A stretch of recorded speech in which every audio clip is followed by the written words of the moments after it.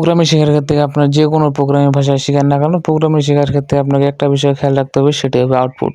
যদি আপনি কোনো প্রোগ্রাম লেখেন এবং প্রোগ্রামের আউটপুট না আসে, তাহলে কিন্তু আপনি প্রোগ্রামটি লিখে আপনার কোনো কাজ নেই। তাই আপনাকে এখানে ফোকাস রাখতে হবে এই বিষয়টার উপর যে আপনি যে প্রোগ্রামটা লিখবেন, আপনি যেটা ইনপুট দিবেন সেটার জন্য আউটপুট অবশ্যই বের হয়। যদি এখান থেকে আউটপুট বের হয়, তাহলে মনে করবেন যে আপনি 0% 1% হলেও আপনি এখান থেকে সফল হতে পেরেছেন। তাই এখানে প্রোগ্রামের ক্ষেত্রে আপনার প্রথম যে টার্গেটটা হবে সেটা হবে আউটপুট নেওয়া, অর্থাৎ যে কোনো প্রোগ্রামিং ভাষায় আপনি শেখান না কেন সেখান থেকে আপনাকে আউটপুট নিতে হবে। আমি এখানে এই জন্য আউটপুটের কথা বলছি, কেননা আপনি যদি প্রোগ্রামে যে কোনো একটা কমা ভুল করে থাকেন, তাহলে কিন্তু সেখান থেকে কোনো রকম আপনি আউটপুট পাবেন না। তাই এখান থেকে যদি আপনি আউটপুট পেয়ে থাকেন, তাহলে বুঝতে পারবেন যে আপনি 0% 1% হলেও কিছুটা উন্নতি করতে বা আপনার কাজের যে গতিটা সেটা কিছুটা হলেও বৃদ্ধি পেয়েছে। আমি যখন শুরুর দিকে প্রোগ্রাম রাইট করতাম, অর্থাৎ এখানে কোনো রকম কোনো প্রোগ্রাম লিখতাম, সেখান থেকে আমি কোনো রকম কোনো আউটপুট পেতাম না, কেননা আমার সেখান থেকে কোনো রকম কোনো সেমিকোলন দিতে ভুলে যাই, মাঝে মধ্যে কমা দিতে ভুলে যাই। তো এখান থেকে কোনো রকম কোনো একটি ওয়ার্ড অর্থাৎ একটি ফুল স্টপ যদি আপনি দিতে ভুলে যান, তাহলে এখান থেকে কোনো রকম কোনো আউটপুট পাবেন না। তো এখানে আপনার মূল টার্গেট হবে আউটপুট নেওয়া, তাহলে আপনি বুঝতে পারবেন যে আপনার প্রোগ্রামের দিক থেকে কিছুটা এগিয়ে যাচ্ছেন। এটা শুধুমাত্র আপনার ক্ষেত্রে না, যখন আমি নিজে প্রোগ্রাম লিখতাম শুরুর দিকে, তখন আমি প্রোগ্রামে কোনো রকম কোনো আউটপুট পেতাম না। শুধুমাত্র দেখাতো এরর, এখানে কোনো না কোনো ভুল আছে। তখন আমি সর্বপ্রথমে এরর গুলো খুঁজে বের করতাম এবং এখানে ঠিক করে দিতাম। এখন যেহেতু আমার প্রোগ্রামের কিছুটা হলো আউটপুট আসে, তার সব প্রোগ্রামের ক্ষেত্রে না, কিছু কিছু প্রোগ্রামের ক্ষেত্রে আমার আউটপুট আসে। এক্ষেত্রে এখানে আপনার টার্গেট রাখতে হবে আউটপুটটার দিকে, কেননা যদি আপনার আউটপুট ঠিকঠাক আসে তাহলে আপনার প্রোগ্রাম ঠিক থাকবে। যদি আপনার এখানে আউটপুট না আসে, আপনার প্রোগ্রাম ঠিক নেই।